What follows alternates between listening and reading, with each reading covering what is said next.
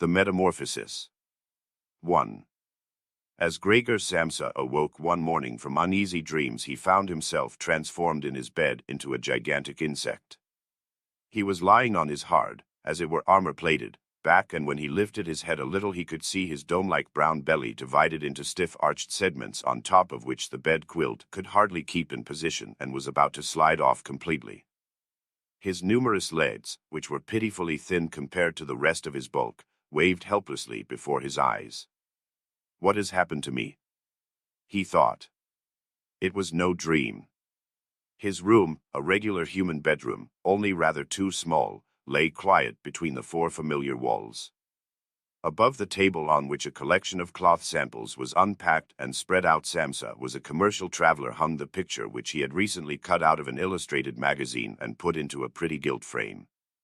It showed a lady, with a fur cap on and a fur stole, sitting upright and holding out to the spectator a huge fur muff into which the whole of her forearm had vanished. Gregor's eyes turned next to the window, and the overcast sky one could hear raindrops beating on the window gutter made him quite melancholy.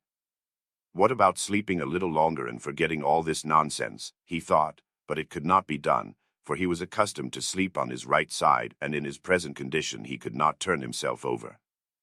However violently he forced himself toward his right side, he always rolled onto his back again. He tried it at least 100 times, shutting his eyes to keep from seeing his struggling legs, and only desisted when he began to feel in his side a faint dull ache he had never experienced before. Oh God, he thought, what an exhausting job I've picked on. Traveling about day in, day out.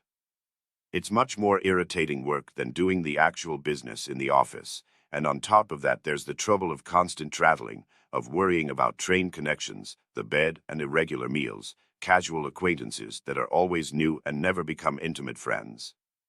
The devil take it all. He felt a slight itching up on his belly, slowly pushed himself on his back nearer to the top of the bed so that he could lift his head more easily, identified the itching place, which was surrounded by many small white spots, the nature of which he could not understand, and made to touch it with a leg, but drew the leg back immediately, for the contact made a cold shiver run through him. He slid down again into his former position.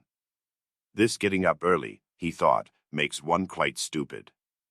A man needs his sleep. Other commercials live like harem women. For instance, when I come back to the hotel of a morning to write up the orders I've got, these others are only sitting down to the breakfast. Let me just try that with my chief, I'd be sacked on the spot. Anyhow, that might be quite a good thing for me, who can tell? If I didn't have to hold my hand because of my parents, I'd have given notice long ago. I'd have gone to the chief and told him exactly what I think of him. That would knock him endways from his desk. It's a queer way of doing, too, this sitting on high at a desk and talking down to employees, especially when they have to come quite near because the chief is hard of hearing. Well, there's still hope. Once I've saved enough money to pay back my parents' debts to him, that should take another 5 or 6 years, I'll do it without fail. I'll cut myself completely loose then. For the moment, though, I'd better get up, since my train goes at 5. He looked at the alarm clock ticking on the chest. Heavenly Father, he thought. It was 6:30 o'clock and the hands were quietly moving on. It was even past the half hour. It was getting on toward 7:15. Had the alarm clock not gone off? From the bed one could see that it had been properly set for 4 o'clock. Of course it must have gone off. Yes, but was it possible to sleep quietly through that ear-splitting noise? Well, he had not slept quietly, yet apparently all the more soundly for that. But what was he to do now? The next train went at 7 o'clock. To catch that he would need to hurry like mad, and his samples weren't even packed up, and he himself wasn't feeling particularly fresh and active. And even if he did catch the train, he wouldn't avoid a row with the chief, since the firm's porter would have been waiting for the 5 o'clock train and would have long since reported his failure to turn up. The porter was a creature of the chief's, spineless and stupid. Well, supposing he were to say he was sick. But that would be most unpleasant and would look suspicious, since during his 5 years' employment he had not been ill once. The chief himself would be sure to come with the sick insurance doctor, would reproach his parents with their son's laziness, and would cut all excuses short by referring to the insurance doctor, who of course regarded all mankind as perfectly healthy malingerers. And would he be so far wrong on this occasion? Gregor really felt quite well, apart from a drowsiness that was utterly superfluous after such a long sleep, and he was even unusually hungry. As all this was running through his mind at top speed without his being able to decide to leave his bed, the alarm clock had just struck 7:15. There came a cautious tap at the door behind the head of his bed. "Gregor," said a voice. It was his mother's. "It's 7:15. Hadn't you a train to catch?" That gentle voice. Gregor had a shock as he heard his own voice answering hers, unmistakably his own voice. It was true, but with a persistent horrible twittering squeak behind it like an undertone, which left the words in their clear shape only for the first moment and then rose up reverberating around them to destroy their sense, so that one could not be sure one had heard them rightly. Gregor wanted to answer at length and explain everything, but in the circumstances he confined himself to saying, "Yes, yes, thank you, Mother, I'm getting up now." The wooden door between them must have kept the change in his voice from being noticeable outside, for his mother contented herself with this statement and shuffled away. Yet this brief exchange of words had made the other members of the family aware that Gregor was still in the house, as they had not expected, and at one of the side doors his father was already knocking, gently, yet with his fist. "Gregor, Gregor," he called, "what's the matter with you?" And after a little while he called again in a deeper voice, "Gregor. Gregor." At the other side door his sister was saying in a low, plaintive tone, "Gregor. Aren't you well? Are you needing anything?" He answered them both at once, "I'm just ready," and did his best to make his voice sound as normal as possible by enunciating the words very clearly and leaving long pauses between them. So his father went back to his breakfast, but his sister whispered, "Gregor, open the door, do." However, he was not thinking of opening the door, and felt thankful for the prudent habit he had acquired in traveling of locking all doors during the night, even at home. His immediate intention was to get up quietly without being disturbed, to put on his clothes and above all eat his breakfast, and only then consider what else was to be done, since in bed, he was well aware, his meditations would come to no sensible conclusion. He remembered that often enough in bed he had felt small aches and pains, probably caused by awkward postures, which had proved purely imaginary once he got up, and he looked forward eagerly to seeing this morning's delusions gradually fall away. That the change in his voice was nothing but the precursor of a severe chill, a standing ailment of commercial travelers, he had not the least possible doubt. To get rid of the quilt was quite easy, he had only to inflate himself a little and it fell off by itself.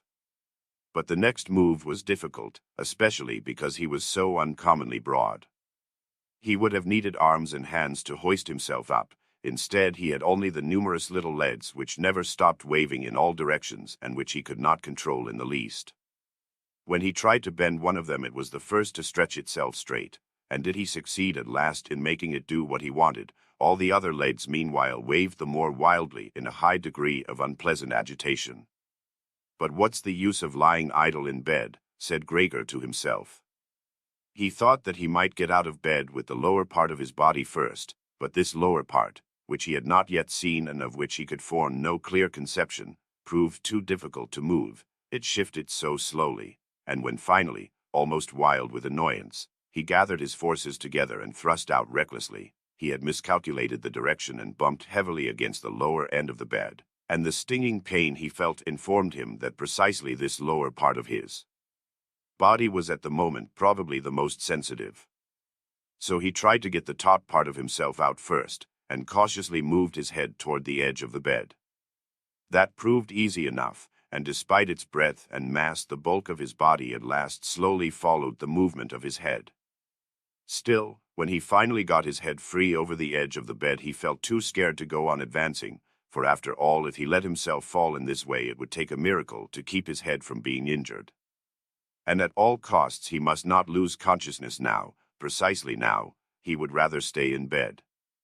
But when after a repetition of the same efforts he lay in his former position again, sighing, and watched his little legs struggling against each other more wildly than ever, if that were possible, and saw no way of bringing any order into this arbitrary confusion. He told himself again that it was impossible to stay in bed and that the most sensible course was to risk everything for the smallest hope of getting away from it. At the same time, he did not forget to remind himself occasionally that cool reflection, the coolest possible, was much better than desperate resolves. In such moments he focused his eyes as sharply as possible on the window, but, unfortunately, the prospect of the morning fog, which muffled even the other side of the narrow street, brought him little encouragement and comfort. 7 o'clock already, he said to himself when the alarm clock chimed again, 7 o'clock already and still such a thick fog. And for a little while he lay quiet, breathing lightly, as if perhaps expecting such complete repose to restore all things to their real and normal condition. But then he said to himself, before it strikes 7:15, I must be quite out of this bed, without fail. Anyhow, by that time someone will have come from the office to ask for me, since it opens before 7. And he set himself to rocking his whole body at once in a regular rhythm, with the idea of swinging it out of the bed. If he tipped himself out in that way, he could keep his head from injury by lifting it at an acute angle when he fell. His back seemed to be hard and was not likely to suffer from a fall on the carpet.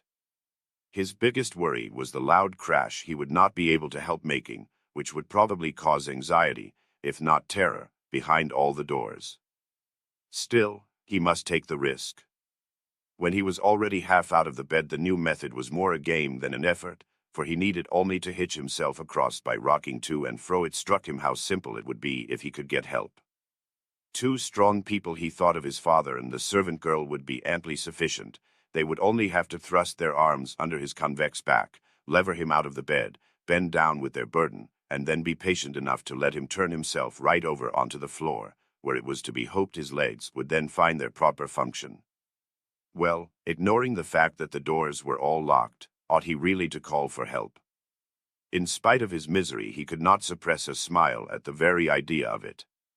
He had got so far that he could barely keep his equilibrium when he rocked himself strongly, and he would have to nerve himself very soon for the final decision, since in 5 minutes' time it would be 7:15 when the front doorbell rang. That's someone from the office, he said to himself, and grew almost rigid, while his little legs only jigged about all the faster. For a moment everything stayed quiet.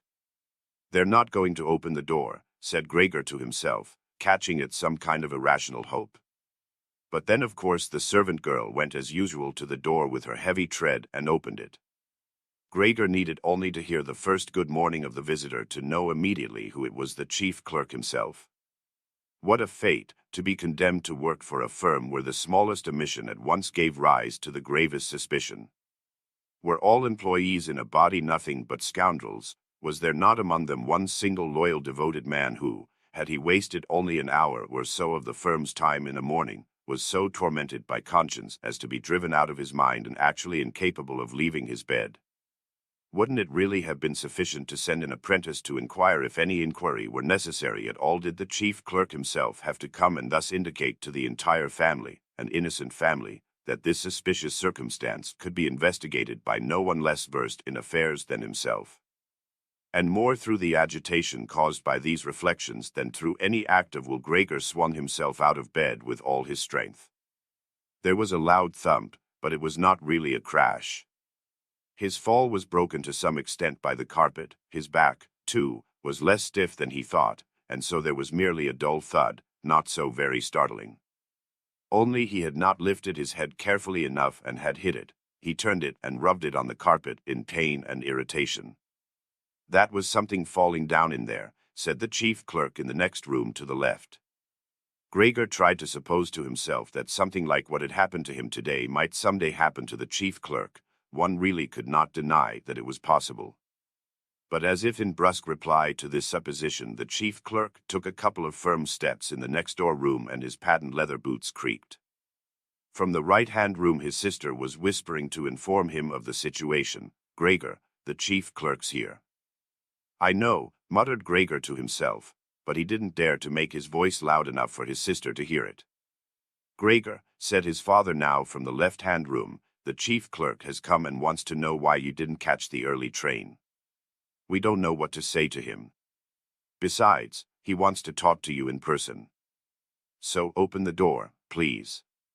He will be good enough to excuse the untidiness of your room. Good morning, Mr. Samsa, the chief clerk was calling amiably meanwhile. He's not well, said his mother to the visitor, while his father was still speaking through the door. He's not well, sir, believe me. What else would make him miss a train? The boy thinks about nothing but his work. It makes me almost cross the way he never goes out in the evenings. He's been here the last 8 days and has stayed at home every single evening. He just sits there quietly at the table reading a newspaper or looking through railway timetables. The only amusement he gets is doing fretwork. For instance, he spent 2 or 3 evenings cutting out a little picture frame. You would be surprised to see how pretty it is. It's hanging in his room. You'll see it in a minute when Gregor opens the door. I must say I'm glad you've come, sir. We should never have got him to unlock the door by ourselves. He's so obstinate, and I'm sure he's unwell, though he wouldn't have it to be so this morning. I'm just coming, said Gregor slowly and carefully, not moving an inch for fear of losing one word of the conversation. I can't think of any other explanation, madam, said the chief clerk. I hope it's nothing serious. Although on the other hand I must say that we men of business fortunately or unfortunately very often simply have to ignore any slight indisposition, since business must be attended to. Well, can the chief clerk come in now? Asked Gregor's father impatiently, again knocking on the door. No, said Gregor. In the left-hand room a painful silence followed this refusal. In the right-hand room his sister began to sob. Why didn't his sister join the others? She was probably newly out of bed and hadn't even begun to put on her clothes yet. Well, why was she crying? Because he wouldn't get up and let the chief clerk in, because he was in danger of losing his job, and because the chief would begin dunning his parents again for the old debts. Surely these were things one didn't need to worry about for the present. Gregor was still at home and not in the least thinking of deserting the family. At the moment, true, he was lying on the carpet and no one who knew the condition he was in could seriously expect him to admit the chief clerk. But for such a small discourtesy, which could plausibly be explained away somehow later on, Gregor could hardly be dismissed on the spot. And it seemed to Gregor that it would be much more sensible to leave him in peace for the present than to trouble him with tears and entreaties. Still, of course, their uncertainty bewildered them all and excused their behavior. Mr. Samsa, the chief clerk, called now in a louder voice, "What's the matter with you? Here you are, barricading yourself in your room, giving only yes and no for answers, causing your parents a lot of unnecessary trouble and neglecting, I mention this only in passing, neglecting your business duties in an incredible fashion. I am speaking here in the name of your parents and of your chief, and I beg you quite seriously to give me an immediate and precise explanation. You amaze me, you amaze me. I thought you were a quiet, dependable person, and now all at once you seem bent on making a disgraceful exhibition of yourself. The chief did hint to me early this morning the possible explanation for your disappearance with reference to the cash payments that were entrusted to you recently, but I almost pledged my solemn word of honor that this could not be so. But now that I see how incredibly obstinate you are, I no longer have the slightest desire to take your part at all. And your position in the firm is not so unassailable. I came with the intention of telling you all this in private, but since you are wasting my time so needlessly, I don't see why your parents shouldn't hear it too. For some time past your work has been most unsatisfactory. This is not the season of the year for a business boom, of course, we admit that, but a season of the year for doing no business at all, that does not exist, Mr. Samsa, must not exist. But, sir, cried Gregor, beside himself and in his agitation forgetting everything else, I'm just going to open the door this very minute. A slight illness, an attack of giddiness, has kept me from getting up. I'm still lying in bed. But I feel all right again. I'm getting out of bed now. Just give me a moment or two longer. I'm not quite so well as I thought. But I'm all right, really. How a thing like that can suddenly strike one down. Only last night I was quite well, my parents can tell you, or rather I did have a slight presentiment. I must have showed some sign of it. Why didn't I report it at the office? But one always thinks that an indisposition can be got over without staying in the house. Oh, sir, do spare my parents. All that you're reproaching me with now has no foundation. No one has ever said a word to me about it. Perhaps you haven't looked at the last orders I sent in. Anyhow, I can still catch the 8 o'clock train. I'm much the better for my few hours' rest. Don't let me detain you here, sir. I'll be attending to business very soon, and do be good enough to tell the chief so and to make my excuses to him. And while all this was tumbling out pell-mell and Gregor hardly knew what he was saying, he had reached the chest quite easily, perhaps because of the practice he had had in bed, and was now trying to lever himself upright by means of it. He meant actually to open the door, actually to show himself and speak to the chief clerk. He was eager to find out what the others, after all their insistence, would say at the sight of him. If they were horrified, then the responsibility was no longer his and he could stay quiet. But if they took it calmly, then he had no reason either to be upset, and could really get to the station for the 8 o'clock train if he hurried. At first he slipped down a few times from the polished surface of the chest, but at length with a last heave he stood upright. He paid no more attention to the pains in the lower part of his body, however they smarted. Then he let himself fall against the back of a nearby chair, and clung with his little legs to the edges of it. That brought him into control of himself again, and he stopped speaking, for now he could listen to what the chief clerk was saying. "Did you understand a word of it?" the chief clerk was asking. "Surely he can't be trying to make fools of us." "Oh dear," cried his mother, in tears, "perhaps he's terribly ill and we're tormenting him." "Greta! Greta!" she called out then. "Yes, mother," called his sister from the other side. They were calling to each other across Gregor's room. "You must go this minute for the doctor. Gregor is ill. Go for the doctor, quick." Did you hear how he was speaking? "That was no human voice," said the chief clerk in a voice noticeably low beside the shrillness of the mother's. "Anna!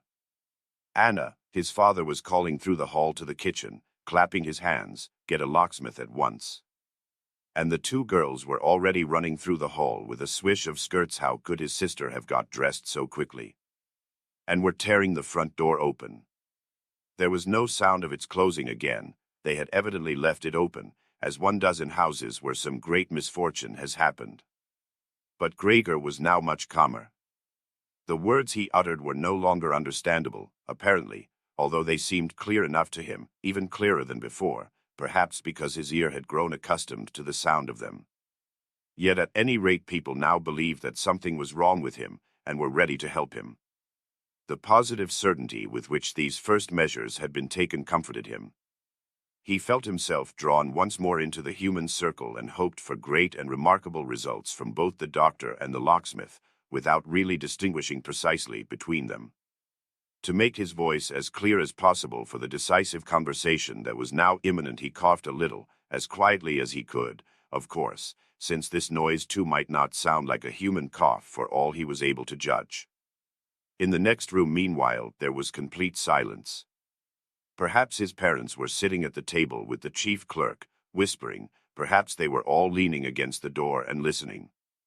Slowly Gregor pushed the chair toward the door, then let go of it, caught hold of the door for support. The soles at the end of his little legs were somewhat sticky and rested against it for a moment after his efforts. Then he set himself to turning the key in the lock with his mouth. It seemed, unhappily, that he hadn't really any teeth. What could he grip the key with? But on the other hand, his jaws were certainly very strong. With their help he did manage to set the key in motion, heedless of the fact that he was undoubtedly damaging them somewhere, since a brown fluid issued from his mouth, flowed over the key, and dripped on the floor. "Just listen to that," said the chief clerk next door. "He's turning the key." That was a great encouragement to Gregor, but they should all have shouted encouragement to him, his father and mother too. "Go on, Gregor," they should have called out. "Keep going, hold on to that key." And in the belief that they were all following his efforts intently, he clenched his jaws recklessly on the key with all the force at his command. As the turning of the key progressed, he circled around the lock, holding on now only with his mouth, pushing on the key, as required, or pulling it down again with all the weight of his body. The louder click of the finally yielding lock literally quickened Gregor. With a deep breath of relief, he said to himself, "So I didn't need the locksmith," and laid his head on the handle to open the door wide. Since he had to pull the door toward him, he was still invisible when it was really wide open. He had to edge himself slowly around the near half of the double door, and to do it very carefully if he was not to fall plump upon his back just on the threshold. He was still carrying out this difficult maneuver, with no time to observe anything else, when he heard the chief clerk utter a loud "oh." It sounded like a gust of wind, and now he could see the man, standing as he was nearest to the door, clapping one hand before his open mouth and slowly backing away as if driven by some invisible steady pressure. His mother, in spite of the chief clerk's being there, her hair was still undone and sticking up in all directions, first clasped her hands and looked at his father, then took 2 steps toward Gregor and fell on the floor among her outspread skirts, her face quite hidden on her breast. His father nodded his fist with a fierce expression on his face as if he meant to knock Gregor back into his room, then looked uncertainly around the living room, covered his eyes with his hands, and wept till his great chest heaved. Gregor did not go now into the living room, but leaned against the inside of the firmly shut wing of the door, so that only half his body was visible and his head above it bending sideways to look at the others. The light had meanwhile strengthened. On the other side of the street one could see clearly a section of the endlessly long, dark gray building. Opposite it was a hospital abruptly punctuated by its row of regular windows. The rain was still falling, but only in large singly discernible and literally singly splashing draughts. The breakfast dishes were set out on the table lavishly, for breakfast was the most important meal of the day to Gregor's father, who lingered it out for hours over various newspapers. Right opposite Gregor on the wall hung a photograph of himself in military service, as a lieutenant, hand on sword, a carefree smile on his face, inviting one to respect his uniform and military bearing. The door leading to the hall was open, and one could see that the front door stood open too, showing the landing beyond and the beginning of the stairs going down. "Well," said Gregor, knowing perfectly that he was the only one who had retained any composure, "I'll put my clothes on at once, pack up my samples, and start off. Will you only let me go? You see, sir, I'm not obstinate, and I'm willing to work. Traveling is a hard life, but I couldn't live without it." "Where are you going, sir?" "To the office." "Yes." "Will you give a true account of all this?" "One can be temporarily incapacitated, but that's just the moment for remembering former services and bearing in mind that later on, when the incapacity has been got over, one will certainly work with all the more industry and concentration. I'm loyally bound to serve the chief, you know that very well. Besides, I have to provide for my parents and my sister. I'm in great difficulties, but I'll get out of them again. Don't make things any worse for me than they are. Stand up for me in the firm. Travelers are not popular there, I know. People think they earn sacks of money and just have a good time. A prejudice there's no particular reason for revising. But you, sir, have a more comprehensive view of affairs than the rest of the staff. Yes, let me tell you in confidence, a more comprehensive view than the chief himself, who, being the owner, lets his judgment easily be swayed against one of his employees. And you know very well that the traveler, who is never seen in the office almost the whole year around, can so easily fall a victim to gossip and ill luck and unfounded complaints, which he mostly knows nothing about, except when he comes back exhausted from his rounds, and only then suffers in person from their evil consequences, which he can no longer trace back to the original causes. Sir, don't go away without a word to me to show that you think me in the right, at least to some extent." But at Gregor's very first words the chief clerk had already backed away and only stared at him with parted lips over one twitching shoulder. And while Gregor was speaking he did not stand still one moment but stole away toward the door, without taking his eyes off Gregor, yet only an inch at a time, as if obeying some secret injunction to leave the room. He was already at the hall, and the suddenness with which he took his last step out of the living room would have made one believe he had burned the sole of his foot.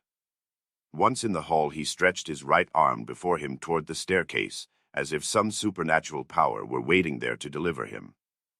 Gregor perceived that the chief clerk must on no account be allowed to go away in this frame of mind if his position in the firm were not to be endangered to the utmost.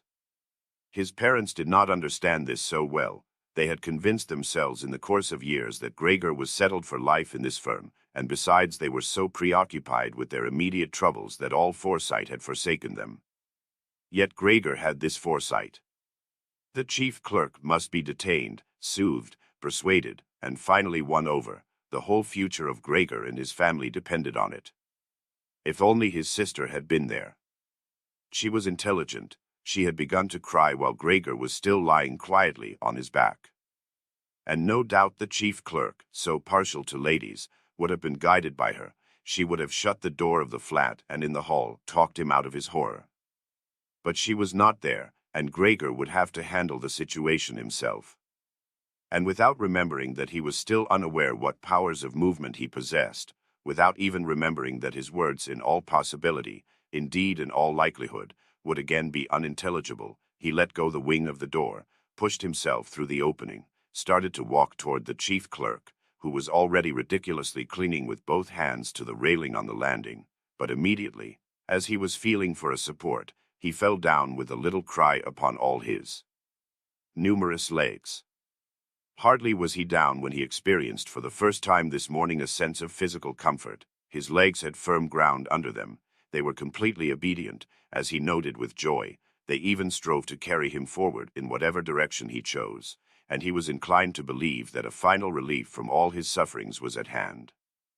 But in the same moment as he found himself on the floor, rocking with suppressed eagerness to move, not far from his mother, indeed just in front of her, she, who had seemed so completely crushed, sprang all at once to her feet, her arms and fingers outspread, cried, "Help, for God's sake, help," bent her head down as if to see Gregor better, yet on the contrary kept backing senselessly away, had quite forgotten that the laden table stood behind her, sat upon it hastily, as if in absence of mind, when she bumped into it, and seemed altogether unaware that the big coffee pot beside her was upset and pouring coffee in a flood over the carpet.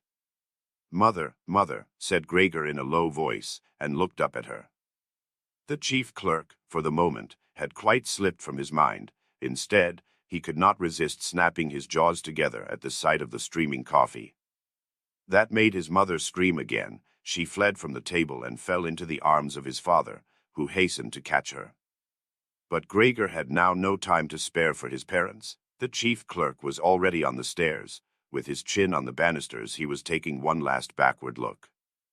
Gregor made a spring, to be as sure as possible of overtaking him. The chief clerk must have divined his intention, for he leaped down several steps and vanished. He was still yelling, "Ugh," and it echoed through the whole staircase. Unfortunately, the flight of the chief clerk seemed completely to upset Gregor's father, who had remained relatively calm until now, for instead of running after the man himself, or at least not hindering Gregor in his pursuit, he seized in his right hand the walking stick that the chief clerk had left behind on a chair, together with a hat and greatcoat, snatched in his left hand a large newspaper from the table, and began stamping his feet and flourishing the stick and the newspaper to drive Gregor back into his room. No entreaty of Gregor's availed. Indeed, no entreaty was even understood. However humbly he bent his head, his father only stamped on the floor the more loudly. Behind his father, his mother had torn open a window, despite the cold weather, and was leaning far out of it with her face in her hands. A strong draught set in from the street to the staircase, the window curtains blew in, the newspapers on the table fluttered, stray pages whisked over the floor. Pitilessly Gregor's father drove him back, hissing and crying, "Shoo," like a savage. But Gregor was quite unpracticed in walking backwards. It really was a slow business. If he only had a chance to turn around, he could get back to his room at once, but he was afraid of exasperating his father by the slowness of such a rotation, and at any moment the stick in his father's hand might hit him a fatal blow on the back or on the head. In the end, however, nothing else was left for him to do, since to his horror he observed that in moving backwards he could not even control the direction he took, and so, keeping an anxious eye on his father all the time over his shoulder, he began to turn around as quickly as he could, which was in reality very slowly. Perhaps his father noted his good intentions, for he did not interfere except every now and then to help him in the maneuver from a distance with the point of the stick. If only he would have stopped making that unbearable hissing noise. It made Gregor quite lose his head. He had turned almost completely around when the hissing noise so distracted him that he even turned a little the wrong way again. But when at last his head was fortunately right in front of the doorway, it appeared that his body was too broad simply to get through the opening. His father, of course, in his present mood was far from thinking of such a thing as opening the other half of the door to let Gregor have enough space. He had merely the fixed idea of driving Gregor back into his room as quickly as possible. He would never have suffered Gregor to make the circumstantial preparations for standing up on end and perhaps slipping his way through the door. Maybe he was now making more noise than ever to urge Gregor forward, as if no obstacle impeded him. To Gregor, anyhow, the noise in his rear sounded no longer like the voice of one single father. This was really no joke, and Gregor thrust himself come what might into the doorway. One side of his body rose up, he was tilted at an angle in the doorway, his flank was quite bruised, horrid blotches stained the white door. Soon he was stuck fast and, left to himself, could not have moved at all. His legs on one side fluttered trembling in the air, those on the other were crushed painfully to the floor when from behind his father gave him a strong push which was literally a deliverance, and he flew far into the room, bleeding freely. The door was slammed behind him with the stick, and then at last there was silence. 2. Not until it was twilight did Gregor awake out of a deep sleep, more like a swoon than a sleep. He would certainly have waked up of his own accord not much later, for he felt himself sufficiently rested and well slept, but it seemed to him as if a fleeting step and a cautious shutting of the door leading into the hall had aroused him. The electric lights in the street cast a pale sheen here and there on the ceiling in the upper surfaces of the furniture, but down below, where he lay, it was dark. Slowly, awkwardly trying out his feelers, which he now first learned to appreciate, he pushed his way to the door to see what had been happening there. His left side felt like one single long, unpleasantly tense scar, and he had actually to limp on his 2 rows of legs. One little leg, moreover, had been severely damaged in the course of that morning's events. It was almost a miracle that only one had been damaged and trailed uselessly behind him. He had reached the door before he discovered what had really drawn him to it, the smell of food. For there stood a basin filled with fresh milk in which floated little sots of white bread. He could almost have laughed with joy, since he was now still hungrier than in the morning, and he dipped his head almost over the eyes straight into the milk. But soon in disappointment he withdrew it again. Not only did he find it difficult to feed because of his tender left side, and he could only feed with the palpitating collaboration of his whole body, he did not like the milk either, although milk had been his favorite drink, and that was certainly why his sister had set it there for him. Indeed, it was almost with repulsion that he turned away from the basin and crawled back to the middle of the room. He could see through the crack of the door that the gas was turned on in the living room, but while usually at this time his father made a habit of reading the afternoon newspaper in a loud voice to his mother and occasionally to his sister as well, not a sound was now to be heard. Well, perhaps his father had recently given up this habit of reading aloud, which his sister had mentioned so often in conversation and in her letters. But there was the same silence all around, although the flat was certainly not empty of occupants. "What a quiet life our family has been leading," said Gregor to himself, and as he sat there motionless staring into the darkness he felt great pride in the fact that he had been able to provide such a life for his parents and sister in such a fine flat. But what if all the quiet, the comfort, the contentment were now to end in horror? To keep himself from being lost in such thoughts, Gregor took refuge in movement and crawled up and down the room. Once during the long evening one of the side doors was opened a little and quickly shut again, later the other side door too. Someone had apparently wanted to come in and then thought better of it. Gregor now stationed himself immediately before the living room door, determined to persuade any hesitating visitor to come in or at least to discover who it might be, but the door was not opened again and he waited in vain. In the early morning, when the doors were locked, they had all wanted to come in. Now that he had opened one door and the other had apparently been opened during the day, no one came in, and even the keys were on the other side of the doors. It was late at night before the gas went out in the living room, and Gregor could easily tell that his parents and his sister had all stayed awake until then, for he could clearly hear the three of them stealing away on tiptoe. No one was likely to visit him, not until the morning, that was certain, so he had plenty of time to meditate at his leisure on how he was to arrange his life afresh. But the lofty, empty room in which he had to lie flat on the floor filled him with an apprehension he could not account for, since it had been his very own room for the past 5 years, and with a half-unconscious action, not without a slight feeling of shame, he scuttled under the sofa, where he felt comfortable at once, although his back was a little cramped and he could not lift his head up, and his only regret was that his body was too broad to get the whole of it under the sofa. He stayed there all night, spending the time partly in a light slumber, from which his hunger kept waking him up with a start, and partly in worrying and sketching vague hopes, which all led to the same conclusion, that he must lie low for the present and, by exercising patience and the utmost consideration, help the family to bear the inconvenience he was bound to cause them in his present condition. Very early in the morning, it was still almost night, Gregor had the chance to test the strength of his new resolutions, for his sister, nearly fully dressed, opened the door from the hall and peered in. She did not see him at once, yet when she caught sight of him under the sofa, well, he had to be somewhere. He couldn't have flown away, could he? She was so startled that without being able to help it, she slammed the door shut again. But as if regretting her behavior, she opened the door again immediately and came in on tiptoe, as if she were visiting an invalid, even a stranger. Gregor had pushed his head forward to the very edge of the sofa and watched her.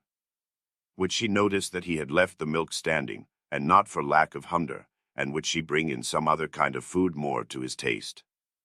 If she did not do it of her own accord, he would rather starve than draw her attention to the fact, although he felt a wild impulse to dart out from under the sofa, throw himself at her feet, and beg her for something to eat. But his sister at once noticed, with surprise, that the basin was still full, except for a little milk that had been spilled all around it. She lifted it immediately, not with her bare hands, true, but with a cloth, and carried it away. Gregor was wildly curious to know what she would bring instead, and made various speculations about it.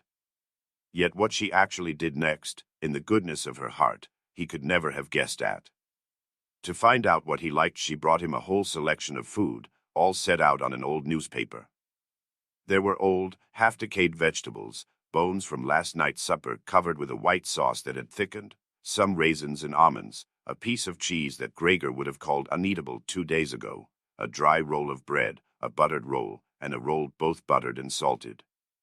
Besides all that, she set down again the same basin, into which she had poured some water, and which was apparently to be reserved for his exclusive use. And with fine tact, knowing that Gregor would not eat in her presence, she withdrew quickly and even turned the key, to let him understand that he could take his ease as much as he liked. Gregor's legs all whizzed toward the food. His wounds must have healed completely, moreover, for he felt no disability, which amazed him and made him reflect how more than a month ago he had cut one finger a little with a knife and had still suffered pain from the wound only the day before yesterday. Am I less sensitive now?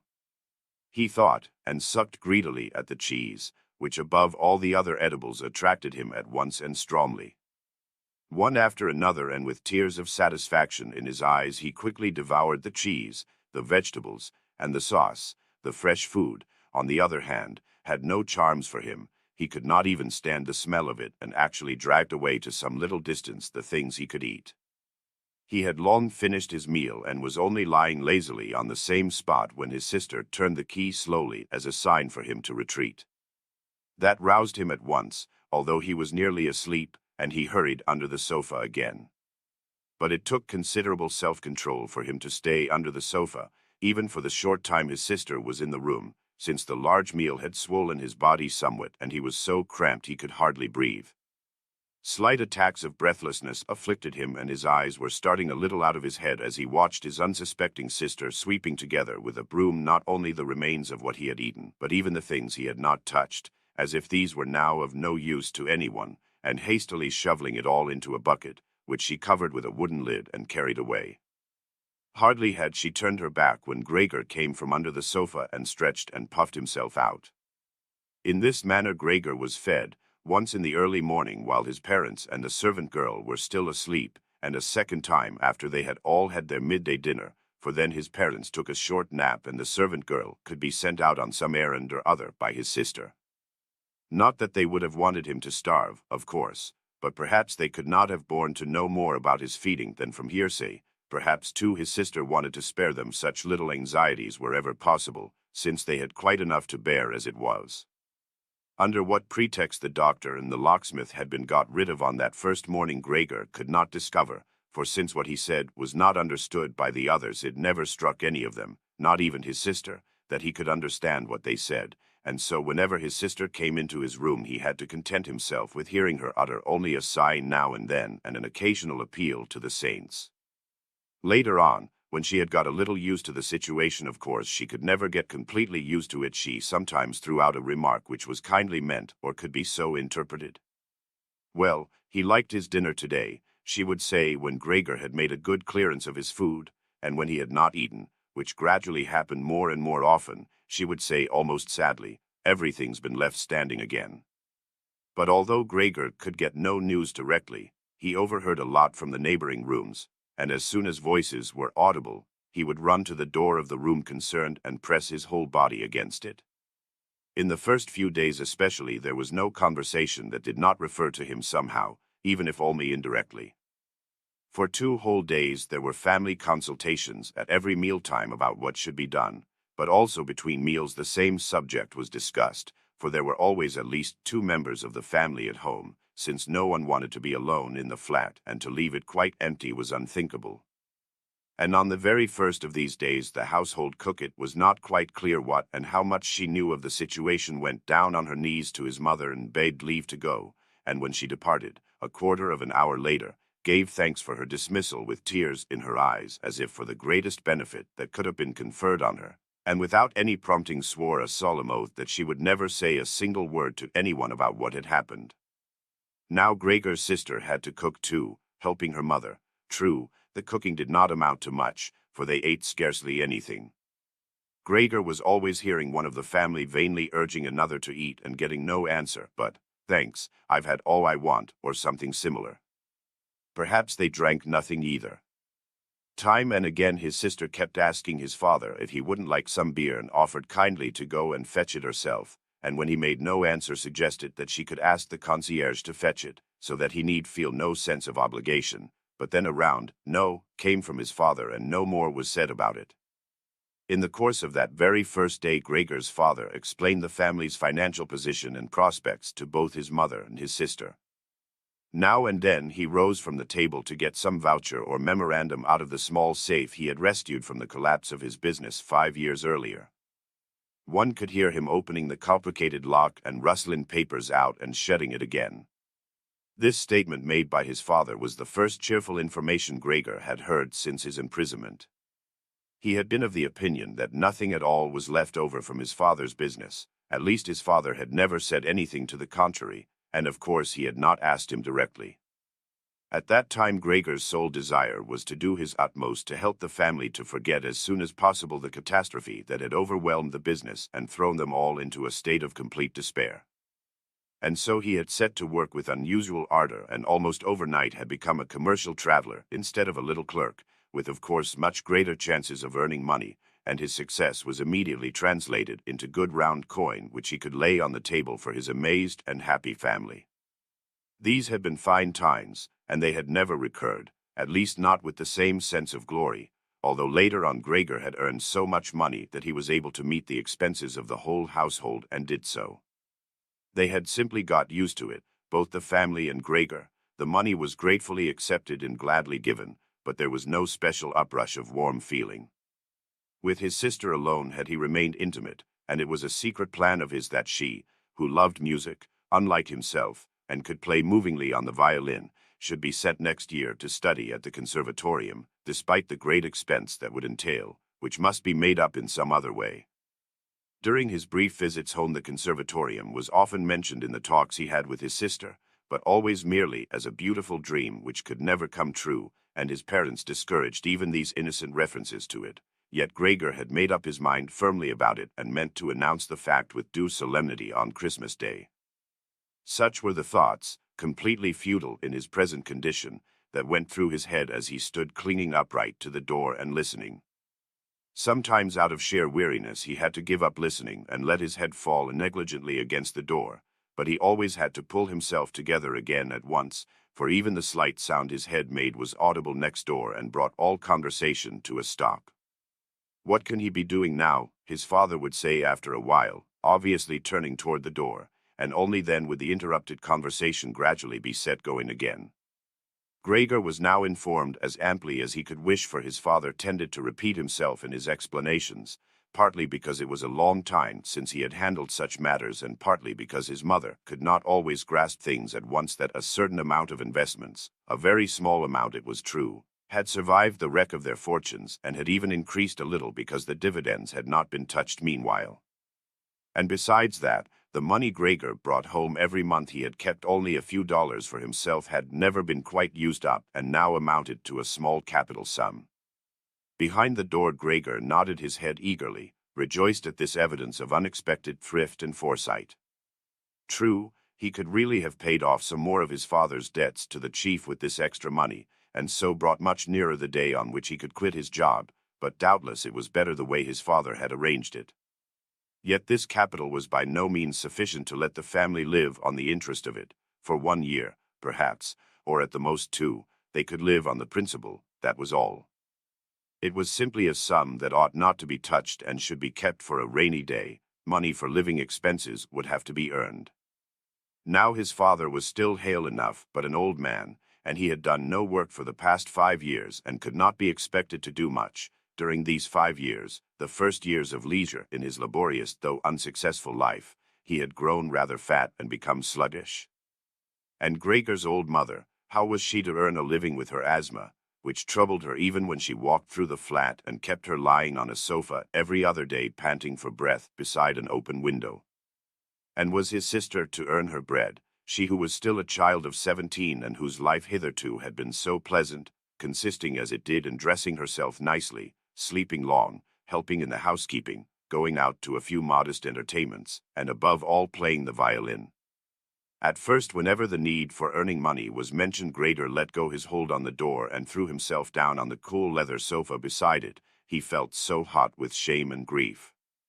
Often he just lay there the long nights through without sleeping at all, scrabbling for hours on the leather. Or he nerved himself to the great effort of pushing an armchair to the window, then crawled up over the window sill and, braced against the chair, leaned against the window panes, obviously in some recollection of the sense of freedom that looking out of a window always used to give him.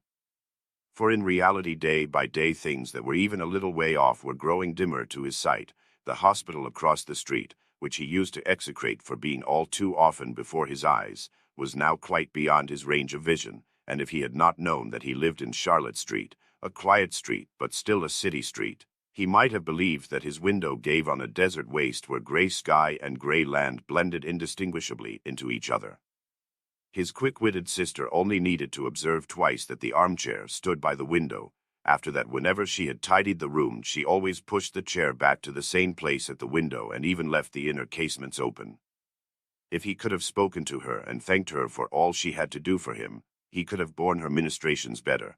As it was, they oppressed him. She certainly tried to make as light as possible of whatever was disagreeable in her task, and as time went on she succeeded, of course, more and more, but time brought more enlightenment to Gregor too. The very way she came in distressed him.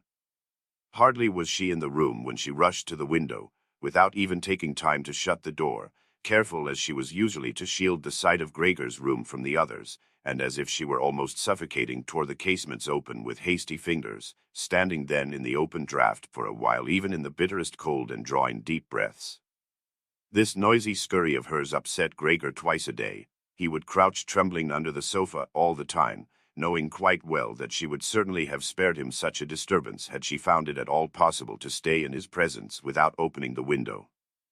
On one occasion, about a month after Gregor's metamorphosis, when there was surely no reason for her to be still startled at his appearance, she came a little earlier than usual and found him gazing out of the window, quite motionless, and thus well placed to look like a bogey.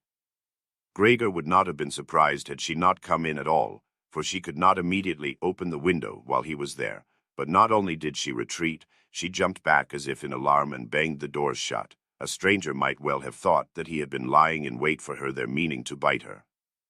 Of course he hid himself under the sofa at once, but he had to wait until midday before she came again, and she seemed more ill at ease than usual. This made him realize how repulsive the sight of him still was to her, and that it was bound to go on being repulsive, and what an effort it must cost her not to run away even from the sight of the small portion of his body that stuck out from under the sofa. In order to spare her that, therefore, one day he carried a sheet on his back to the sofa. It cost him 4 hours' labor and arranged it there in such a way as to hide him completely, so that even if she were to bend down she could not see him. Had she considered the sheet unnecessary, she would certainly have stripped it off the sofa again, for it was clear enough that this curtaining and confining of himself was not likely to conduce to Gregor's comfort, but she left it where it was, and Gregor even fancied that he caught a thankful glance from her eye when he lifted the sheet carefully a very little with his head to see how she was taking the new arrangement. For the first fortnight his parents could not bring themselves to the point of entering his room, and he often heard them expressing their appreciation of his sister's activities, whereas formerly they had frequently scolded her for being, as they thought, a somewhat useless daughter. But now, both of them often waited outside the door, his father and his mother, while his sister tidied his room, and as soon as she came out she had to tell them exactly how things were in the room, what Gregor had eaten, how he had conducted himself this time, and whether there was not perhaps some slight improvement in his condition. His mother, moreover, began relatively soon to want to visit him, but his father and sister dissuaded her at first with arguments which Gregor listened to very attentively and altogether approved. Later, however, she had to be held back by main force, and when she cried out, "Do let me into Gregor, he is my unfortunate son. Can't you understand that I must go to him?" Gregor thought that it might be well to have her come in, not every day, of course, but perhaps once a week. She understood things, after all, much better than his sister, who was only a child despite the efforts she was making and had perhaps taken on so difficult a task merely out of childish thoughtlessness. Gregor's desire to see his mother was soon fulfilled. During the daytime he did not want to show himself at the window, out of consideration for his parents, but he could not crawl very far around the few square yards of floor space he had, nor could he bear lying quietly at rest all during the night, while he was fast losing any interest he had ever taken in food, so that for mere recreation he had formed the habit of crawling crisscross over the walls and ceiling. He especially enjoyed hanging suspended from the ceiling. It was much better than lying on the floor. One could breathe more freely, one's body swung and rocked lightly, and in the almost blissful absorption induced by this suspension it could happen to his own surprise that he let go and fell plump on the floor. Yet he now had his body much better under control than formerly, and even such a big fall did him no harm. His sister at once remarked the new distraction Gregor had found for himself. He left traces behind him of the sticky stuff on his soles wherever he crawled, and she got the idea in her head of giving him as wide a field as possible to crawl in and of removing the pieces of furniture that hindered him, above all the chest of drawers and the writing desk. But that was more than she could manage all by herself. She did not dare ask her father to help her, and as for the servant girl, a young creature of 16 who had had the courage to stay on after the cook's departure, she could not be asked to help, for she had begged as a special favor that she might keep the kitchen door locked and open it only on a definite summons. So there was nothing left but to apply to her mother at an hour when her father was out. And the old lady did come, with exclamations of joyful eagerness, which, however, died away at the door of Gregor's room. Gregor's sister, of course, went in first, to see that everything was in order before letting his mother enter. In great haste Gregor pulled the sheet lower and tucked it more in folds so that it really looked as if it had been thrown accidentally over the sofa. And this time he did not peer out from under it. He renounced the pleasure of seeing his mother on this occasion and was only glad that she had come at all. "Come in, he's out of sight," said his sister, obviously leading her mother in by the hand. Gregor could now hear the two women struggling to shift the heavy old chest from its place, and his sister claiming the greater part of the labor for herself, without listening to the admonitions of her mother, who feared she might overstrain herself. It took a long time. After at least a quarter of an hour's tugging, his mother objected that the chest had better be left where it was, for in the first place it was too heavy and could never be got out before his father came home, and standing in the middle of the room like that it would only hamper Gregor's movements, while in the second place it was not at all certain that removing the furniture would be doing a service to Gregor. She was inclined to think to the contrary. The sight of the naked walls made her own heart heavy, and why shouldn't Gregor have the same feeling, considering that he had been used to his furniture for so long and might feel forlorn without it?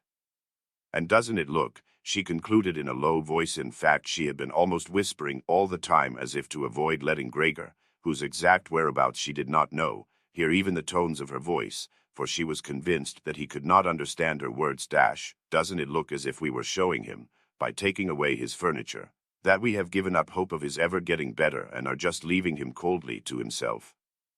I think it would be best to keep his room exactly as it has always been, so that when he comes back to us he will find everything unchanged and be able all the more easily to forget what has happened in between. On hearing these words from his mother, Gregor realized that the lack of all direct human speech for the past 2 months together with the monotony of family life must have confused his mind, otherwise he could not account for the fact that he had quite earnestly looked forward to having his room emptied of furnishing. Did he really want his warm room, so comfortably fitted with old family furniture, to be turned into a naked den in which he would certainly be able to crawl unhampered in all directions, but at the price of shedding simultaneously all recollection of his human background? He had indeed been so near the brink of forgetfulness that only the voice of his mother, which he had not heard for so long, had drawn him back from it. Nothing should be taken out of his room, everything must stay as it was. He could not dispense with the good influence of the furniture on his state of mind, and even if the furniture did hamper him in his senseless crawling around and around, that was no drawback but a great advantage. Unfortunately, his sister was of the contrary opinion. She had grown accustomed, and not without reason, to consider herself an expert in Gregor's affairs as against her parents, and so her mother's advice was now enough to make her determined on the removal not only of the chest and the writing desk, which had been her first intention, but of all the furniture except the indispensable sofa. This determination was not, of course, merely the outcome of childish recalcitrance and of the self-confidence she had recently developed so unexpectedly and at such cost. She had in fact perceived that Gregor needed a lot of space to crawl about in, while on the other hand he never used the furniture at all, so far as could be seen.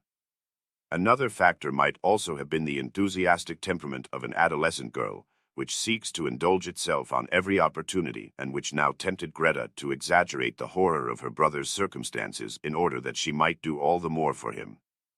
In a room where Gregor lorded it all alone over empty walls, no one save herself was likely ever to set foot.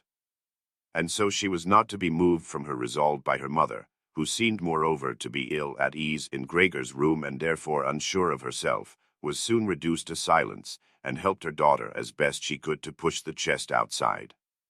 Now, Gregor could do without the chest, if need be, but the writing desk he must retain. As soon as the two women had got the chest out of his room, groaning as they pushed it, Gregor stuck his head out from under the sofa to see how he might intervene as kindly and cautiously as possible. But as bad luck would have it, his mother was the first to return, leaving Greta clasping the chest in the room next door where she was trying to shift it all by herself, without of course moving it from the spot.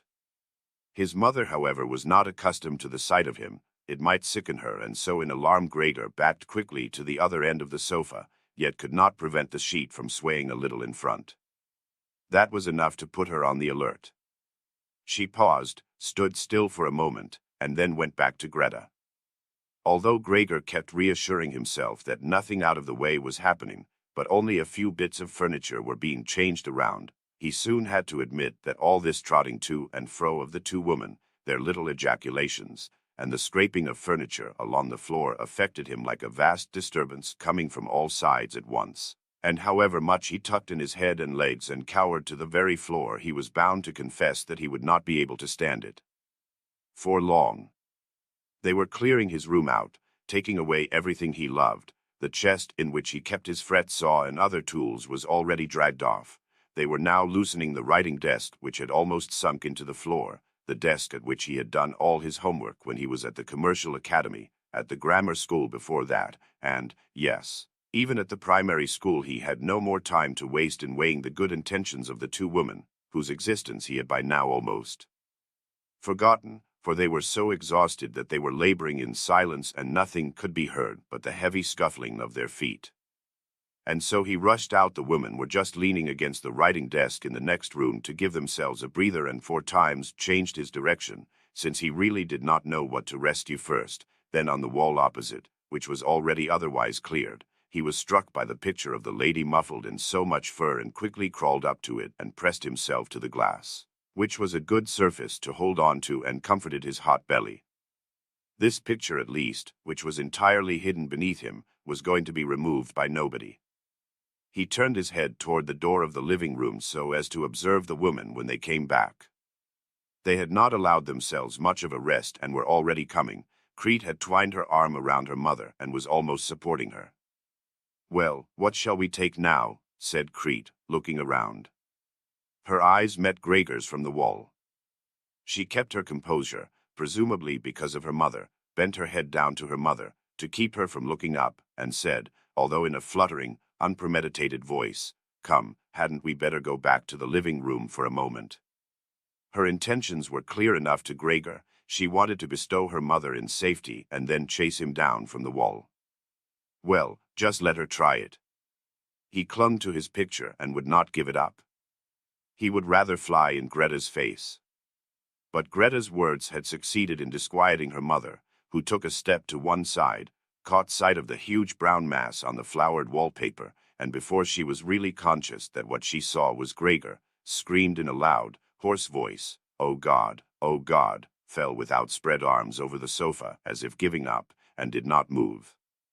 "Gregor," cried his sister, shaking her fist and glaring at him. This was the first time she had directly addressed him since his metamorphosis. She ran into the next room for some aromatic essence with which to rouse her mother from her fainting fit.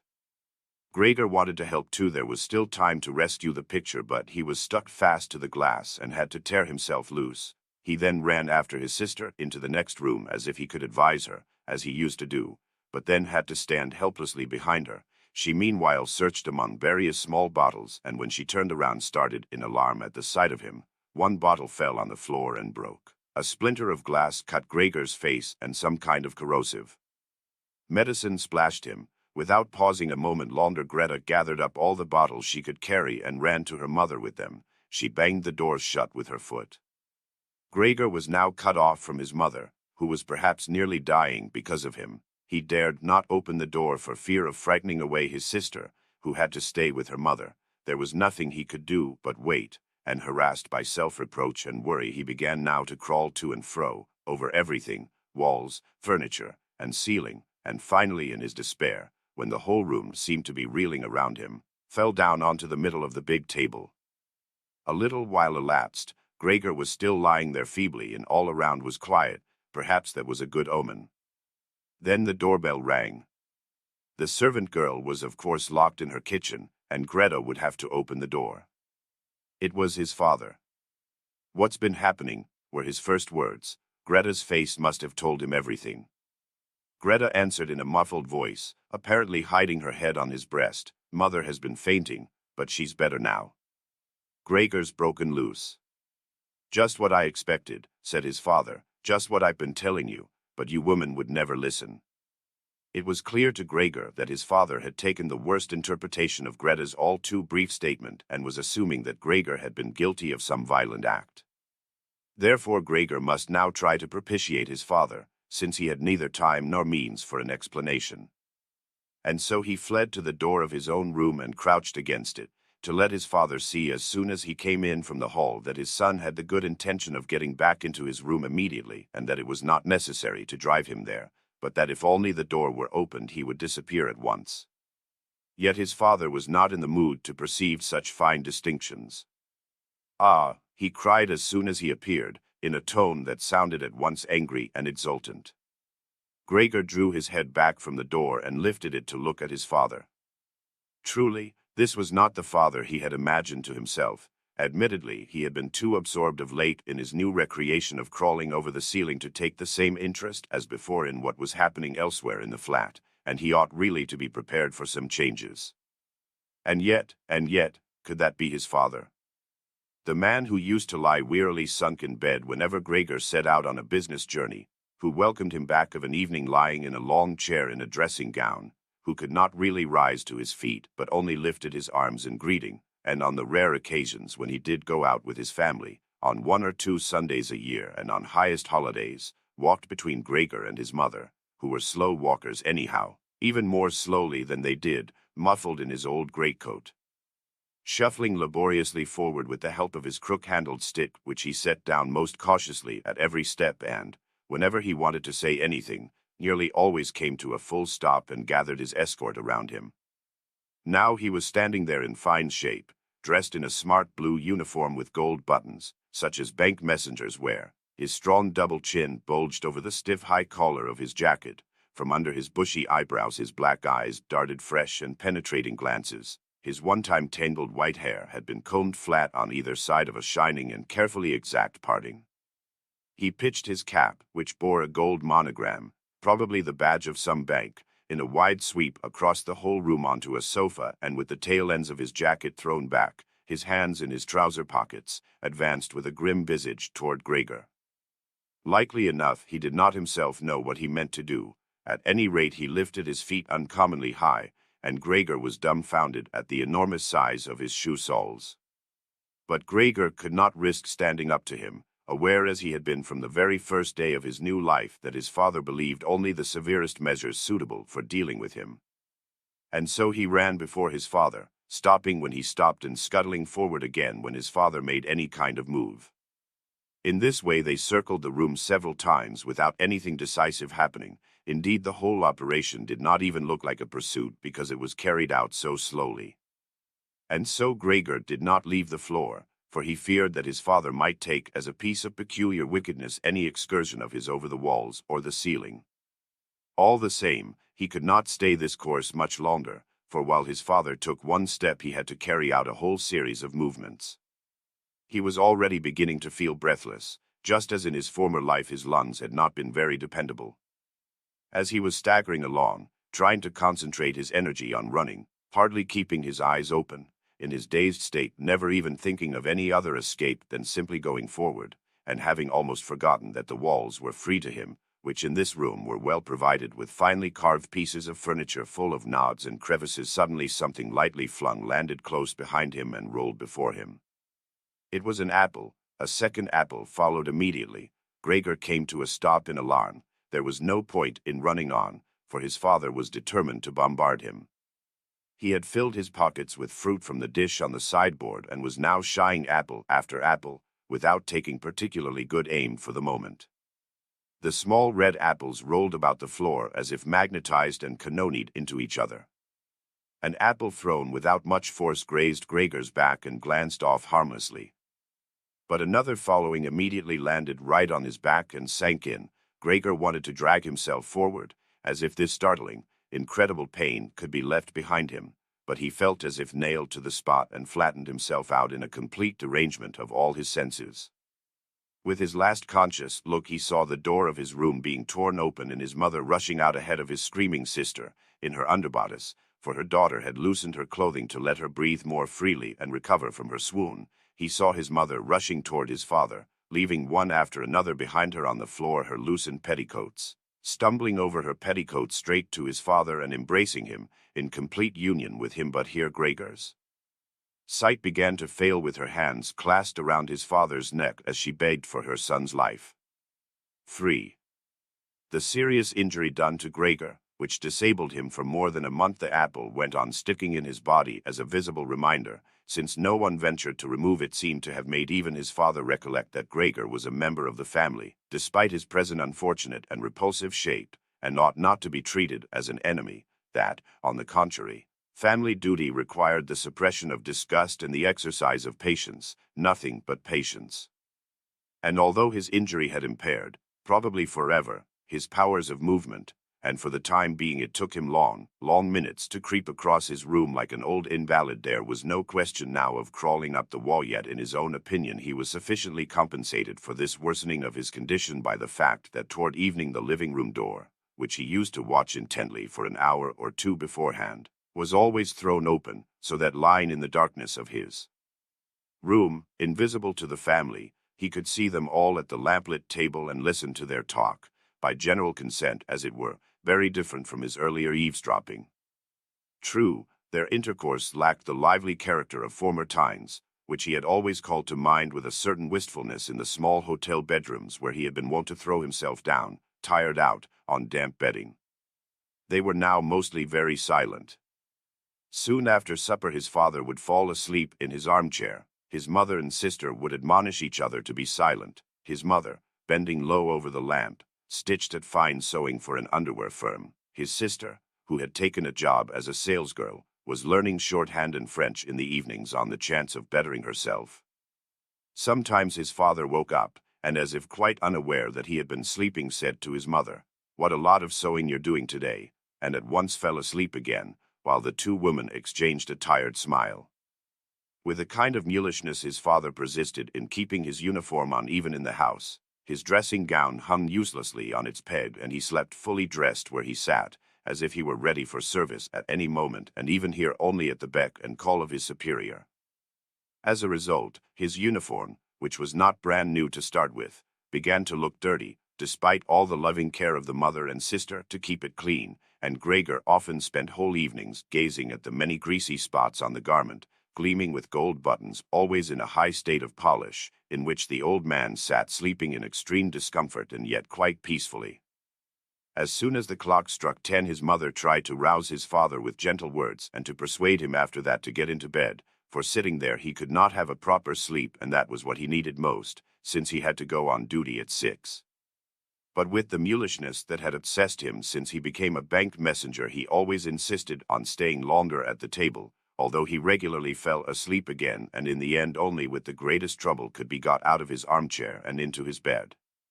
However insistently Gregor's mother and sister kept urging him with gentle reminders, he would go on slowly shaking his head for a quarter of an hour, keeping his eyes shut, and refused to get to his feet.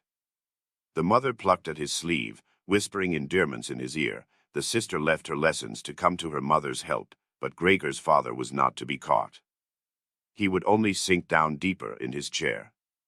Not until the two women hoisted him up by the armpits did he open his eyes and look at them both, one after the other, usually with the remark, "This is a life. This is the peace and quiet of my old age." And leaning on the two of them he would heave himself up, with difficulty, as if he were a great burden to himself, suffer them to lead him as far as the door and then wave them off and go on alone, while the mother abandoned her needlework and the sister her pen in order to run after him and help him farther. Who could find time, in this overworked and tired-out family, to bother about Gregor more than was absolutely needful?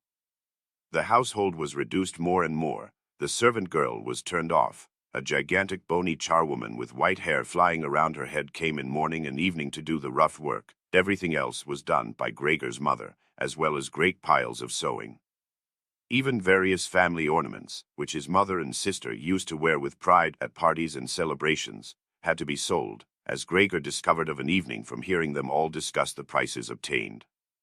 But what they lamented most was the fact that they could not leave the flat, which was much too big for their present circumstances, because they could not think of any way to shift Gregor.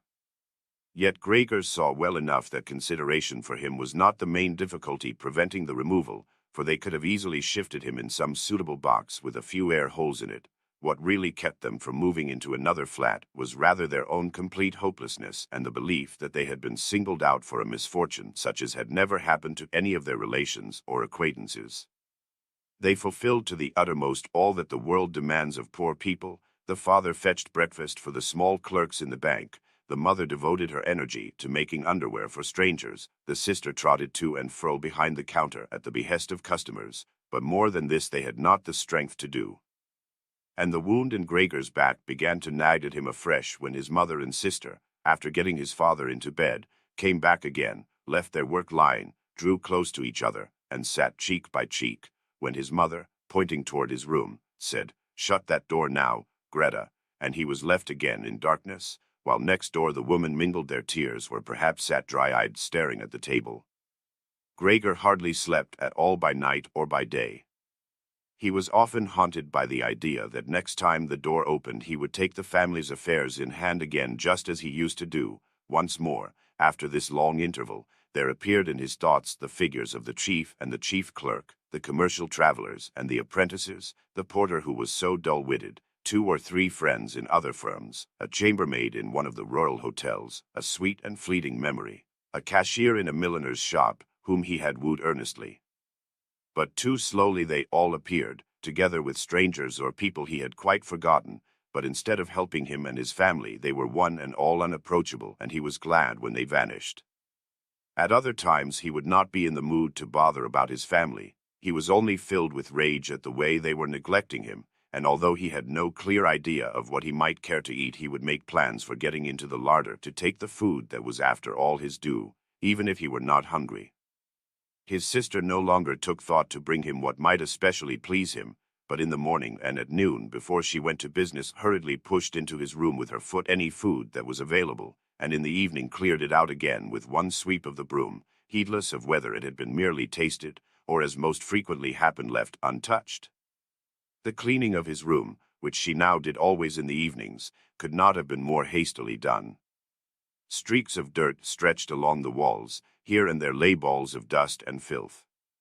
At first Gregor used to station himself in some particularly filthy corner when his sister arrived, in order to reproach her with it, so to speak.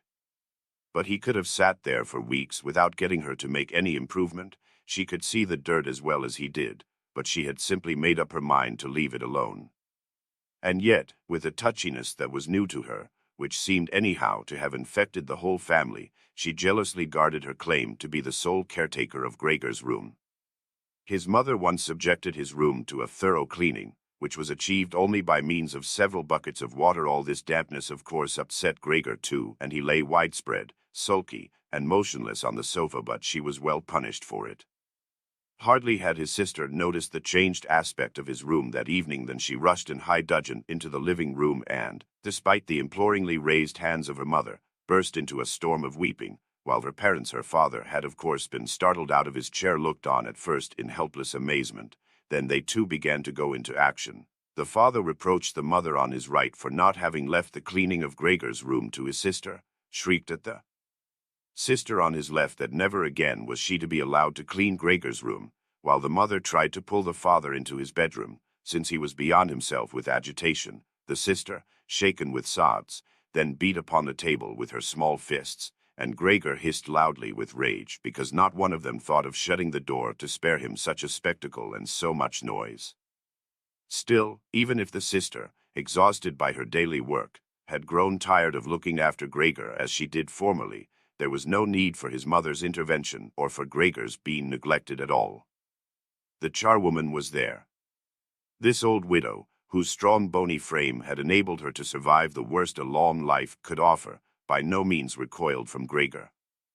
Without being in the least curious, she had once by chance opened the door of his room, and at the sight of Gregor, who, taken by surprise, began to rush to and fro, although no one was chasing him, merely stood there with her arms folded. From that time she never failed to open his door a little for a moment, morning and evening, to have a look at him.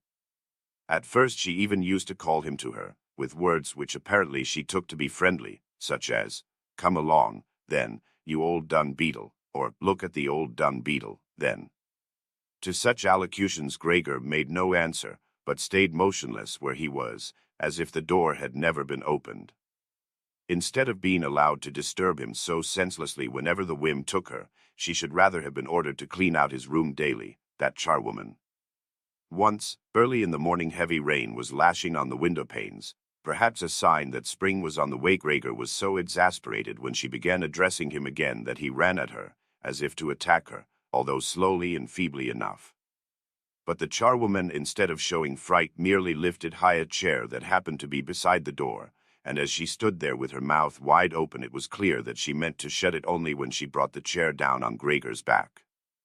"So you're not coming any nearer?" she asked, as Gregor turned away again and quietly put the chair back into the corner. Gregor was now eating hardly anything.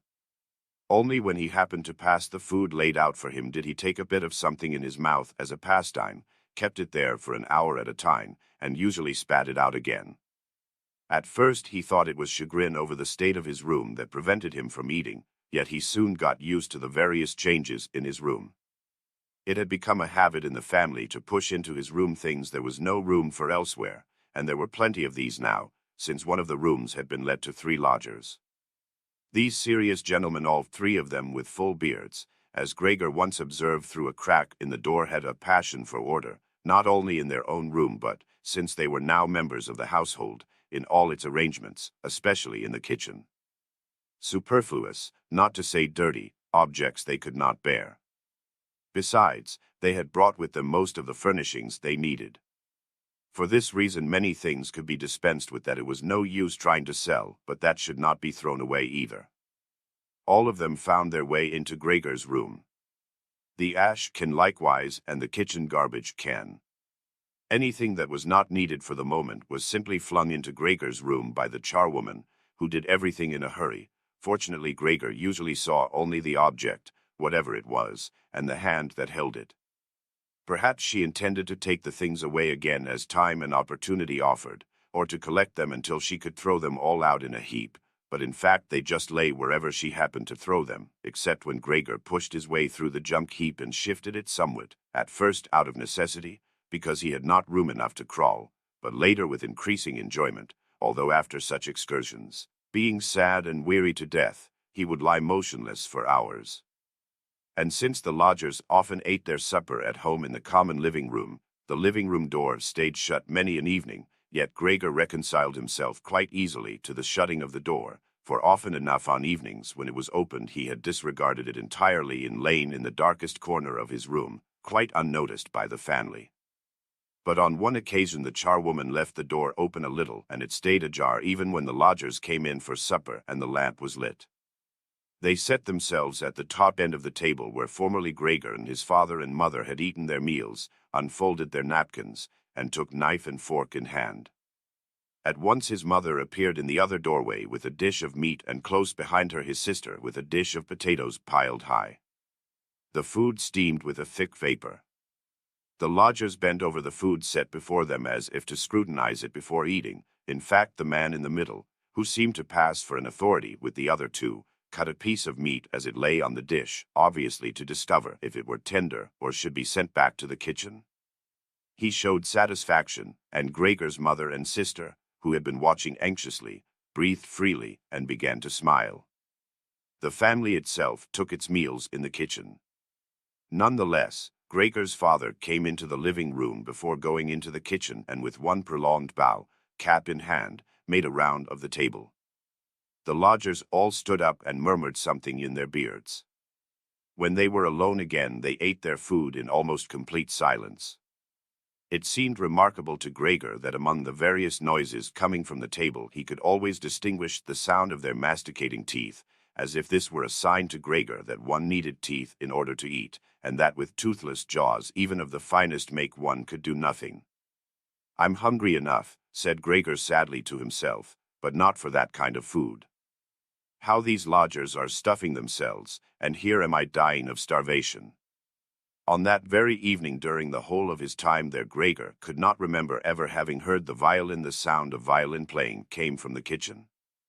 The lodgers had already finished their supper. The one in the middle had brought out a newspaper and given the other 2 a page apiece, and now they were leaning back at ease reading and smoking.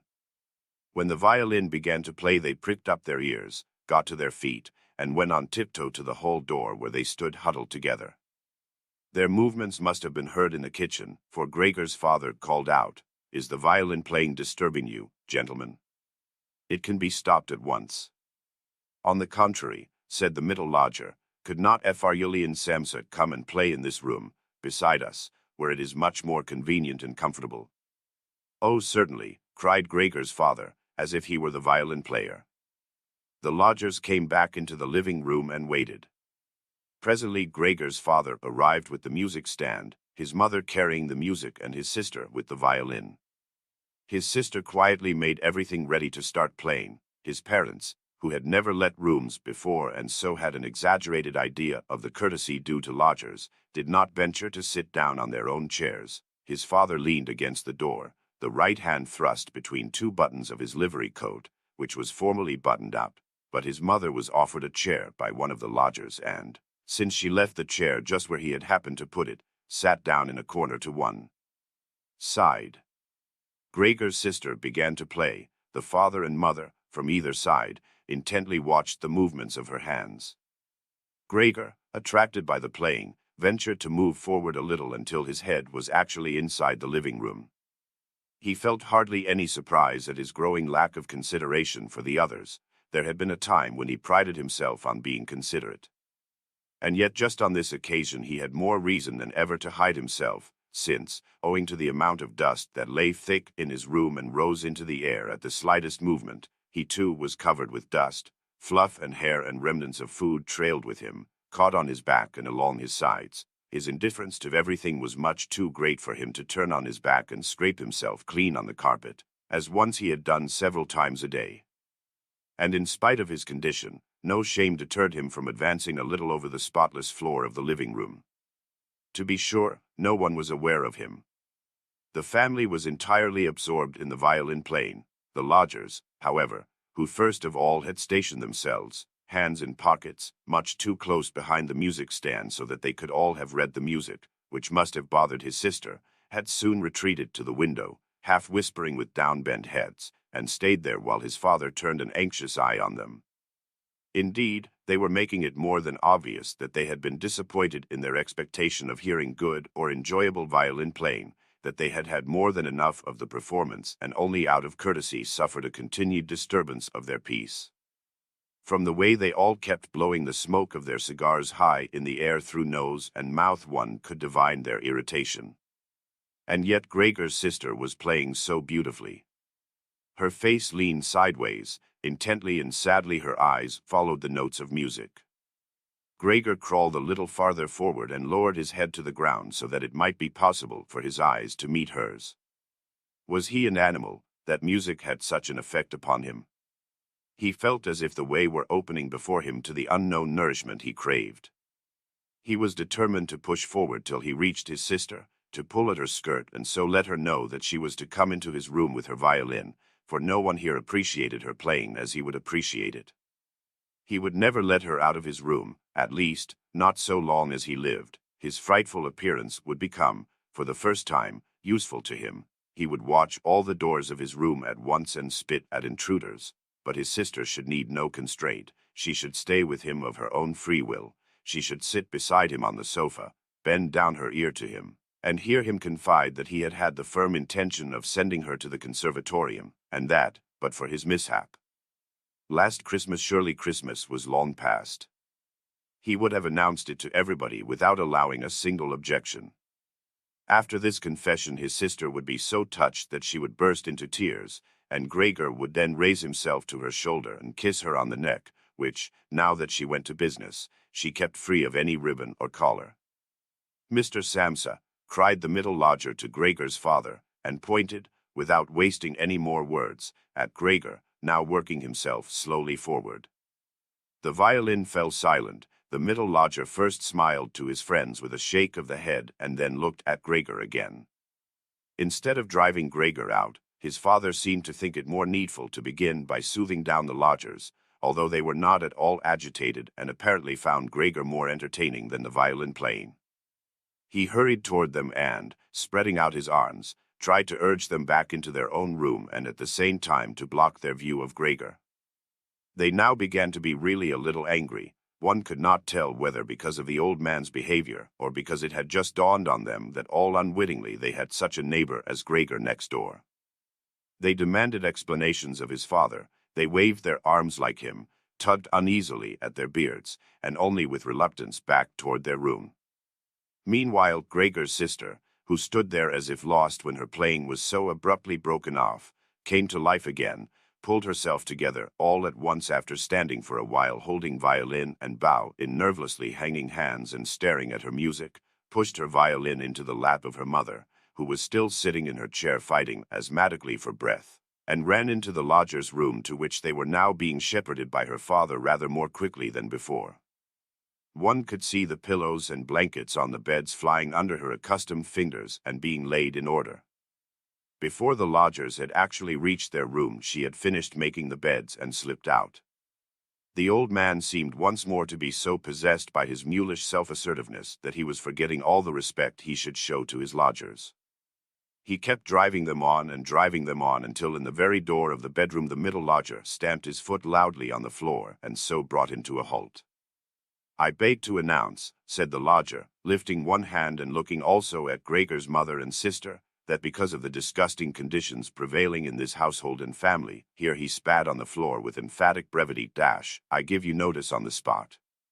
Naturally, I won't pay you a penny for the days I have lived here. On the contrary, I shall consider bringing an action for damages against you, based on claims, believe me, that will be easily susceptible of proof." He ceased and stared straight in front of him, as if he expected something.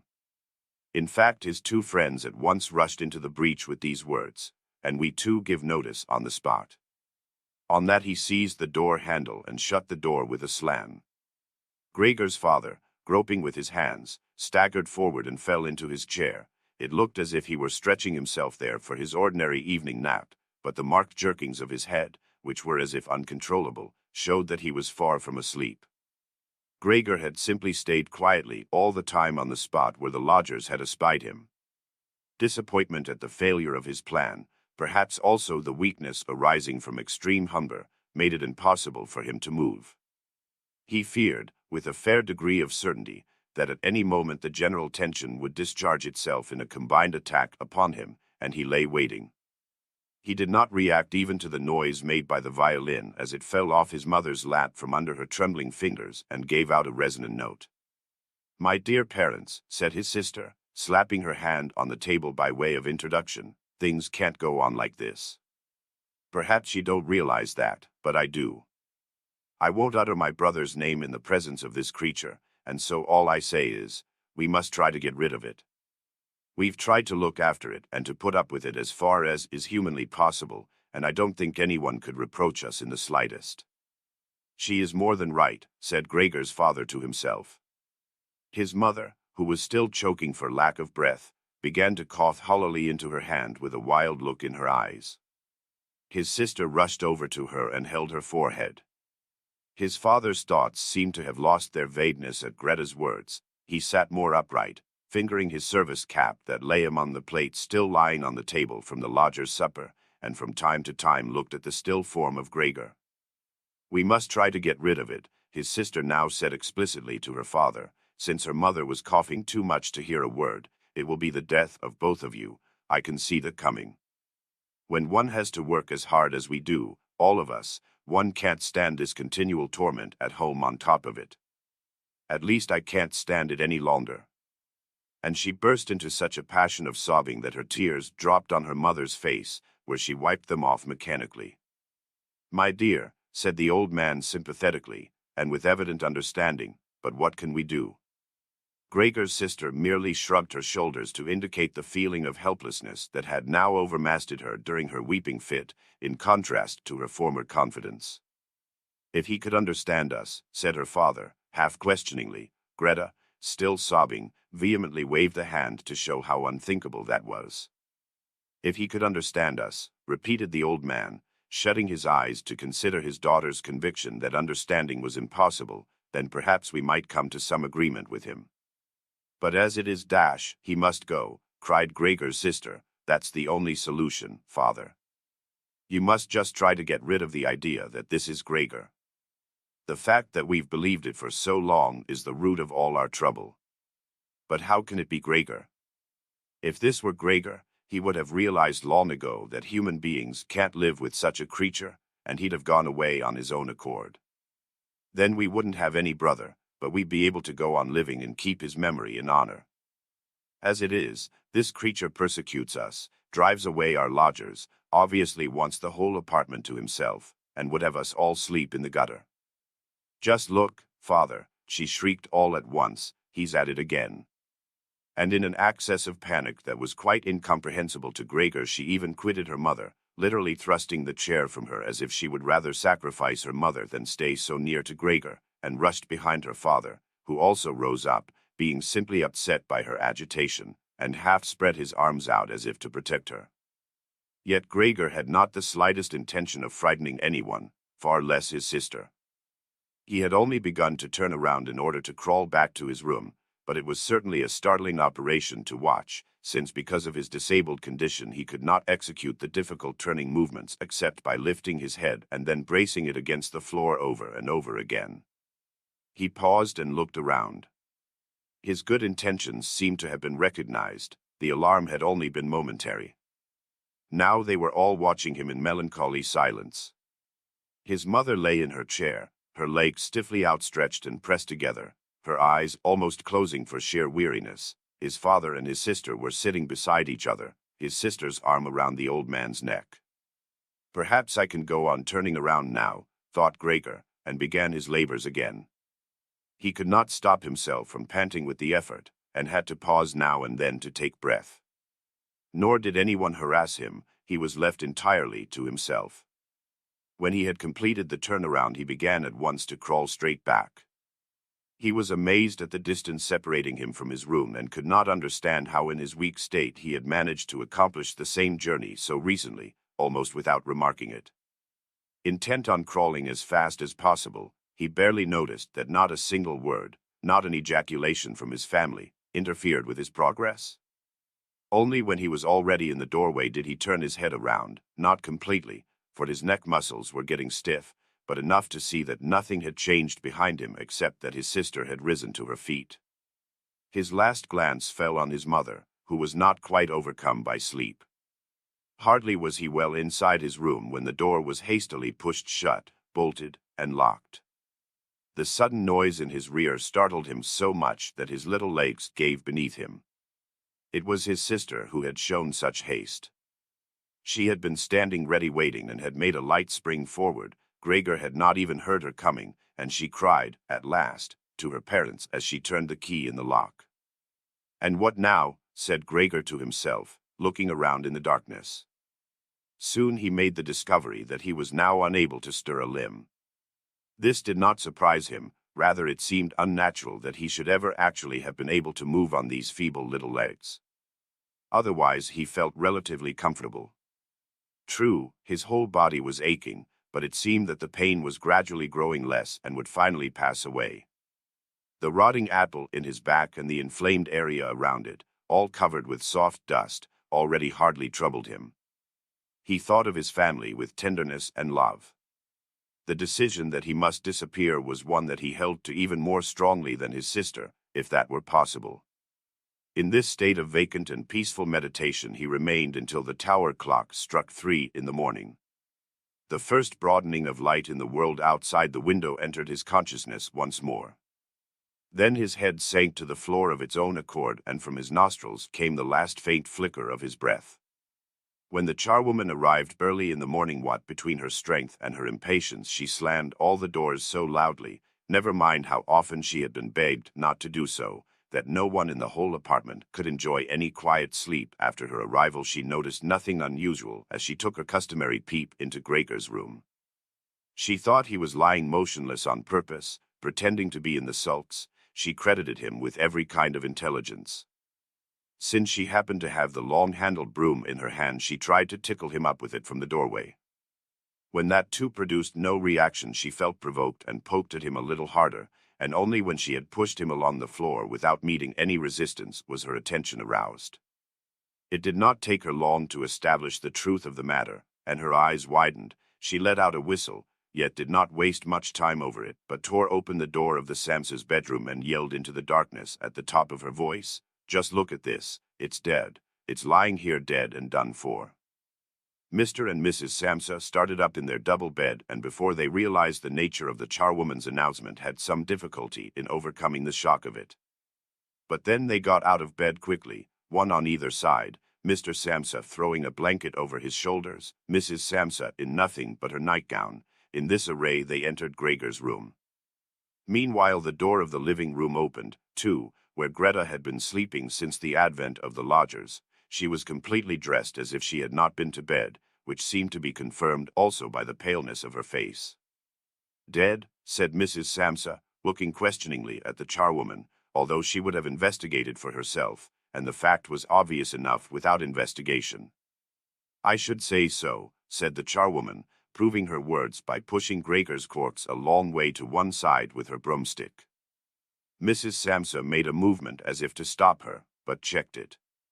Well, said Mr. Samsa, now thanks be to God. He crossed himself, and the three women followed his example. Greta, whose eyes never left the courts, said, just see how thin he was. It's such a long time since he's eaten anything. The food came out again just as it went in. Indeed, Gregor's body was completely flat and dry, as could only now be seen when it was no longer supported by the legs and nothing prevented one from looking closely at it. Come in beside us, Greta, for a little while, said Mrs. Samsa with a tremulous smile, and Greta, not without looking back at the courts, followed her parents into their bedroom. The charwoman shut the door and opened the window wide. Although it was so early in the morning, a certain softness was perceptible in the fresh air. After all, it was already the end of March. The three lodgers emerged from their room and were surprised to see no breakfast. They had been forgotten. Where's our breakfast? Said the middle lodger peevishly to the charwoman. But she put her finger to her lips and hastily, without a word, indicated by gestures that they should go into Gregor's room. They did so and stood, their hands in the pockets of their somewhat shabby coats, around Gregor's corpse in the room where it was now fully light. At that the door of the Samsa's bedroom opened and Mr. Samsa appeared in his uniform, his wife on one arm, his daughter on the other. They all looked a little as if they had been crying. From time to time Greta hid her face on her father's arm. Leave my house at once, said Mr. Samsa, and pointed to the door without disengaging himself from the women. What do you mean by that? Said the middle lodger, taken somewhat aback, with a feeble smile. The two others put their hands behind them and kept rubbing them together, as if in gleeful expectation of a fine set-to in which they were bound to come off the winners. I mean just what I say, answered Mr. Samsa, and advanced in a straight line with his two companions toward the lodger. He stood his ground at first quietly, looking at the floor as if his thoughts were taking a new pattern in his head. Then let us go, by all means, he said, and looked up at Mr. Samsa as if in a sudden access of humility he were expecting some renewed sanction for this decision. Mr. Samsa merely nodded briefly once or twice with meaning eyes. Upon that the lodger really did go with long strides into the hall. His two friends had been listening and had quite stopped rubbing their hands for some moments and now went scuttling after him as if afraid that Mr. Samsa might get into the hall before them and cut them off from their leader. In the hall they all three took their hats from the rack, their sticks from the umbrella stand, bowed in silence, and quitted the apartment. With a suspiciousness that proved quite unfounded, Mr. Samsa and the two women followed them out to the landing. Leaning over the banister, they watched the three figures slowly but surely going down the long stairs, vanishing from sight at a certain turn of the staircase on every floor and coming into view again after a moment or so. The more they dwindled, the more the Samsa family's interest in them dwindled, and when a butcher's boy met them and passed them on the stairs coming up proudly with a tray on his head, Mr. Samsa and the two women soon left the landing and as if a burden had been lifted from them went back into their apartment. They decided to spend this day in resting and going for a stroll. They had not only deserved such a respite from work, but absolutely needed it.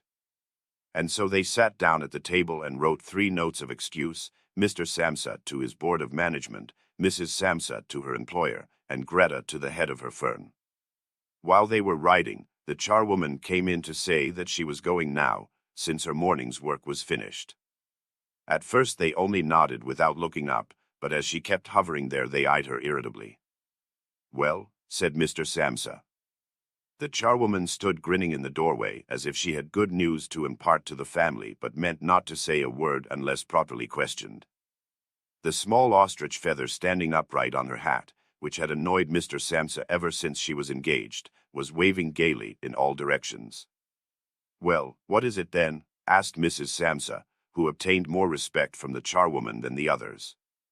Oh, said the charwoman, giggling so amiably that she could not at once continue, just this, you don't need to bother about how to get rid of the thing next door. It's been seen to already. Mrs. Samsa and Greta bent over their letters again, as if preoccupied. Mr. Samsa, who perceived that she was eager to begin describing it all in detail, stopped her with a decisive hand. But since she was not allowed to tell her story, she remembered the great hurry she was in, obviously deeply huffed by everybody, she said, whirling off violently, and departed with a frightful slamming of doors. "She'll be given notice tonight," said Mr. Samsa, but neither from his wife nor his daughter did he get any answer, for the charwoman seemed to have shattered again the composure they had barely achieved. They rose, went to the window and stayed there, clasping each other tight. Mr. Samsa turned in his chair to look at them and quietly observed them for a little. Then he called out, "Come along, now, do. Let bygones be bygones. And you might have some consideration for me." The two of them complied at once, hastened to him, caressed him, and quickly finished their letters. Then they all three left the apartment together, which was more than they had done for months, and went by tram into the open country outside the town. The tram, in which they were the only passengers, was filled with warm sunshine. Leaning comfortably back in their seats, they canvassed their prospects for the future, and it appeared on closer inspection that these were not at all bad, for the jobs they had got, which so far they had never really discussed with each other, were all three admirable and likely to lead to better things later on. The greatest immediate improvement in their condition would of course arise from moving to another house. They wanted to take a smaller and cheaper, but also better situated and more easily run apartment than the one they had, which Gregor had selected. While they were thus conversing, it struck both Mr. and Mrs. Samsa, almost at the same moment, as they became aware of their daughter's increasing vivacity, that in spite of all the sorrow of recent times, which had made her cheeks pale, she had bloomed into a pretty girl with a good figure. They grew quieter and half unconsciously exchanged glances of complete agreement, having come to the conclusion that it would soon be time to find a good husband for her.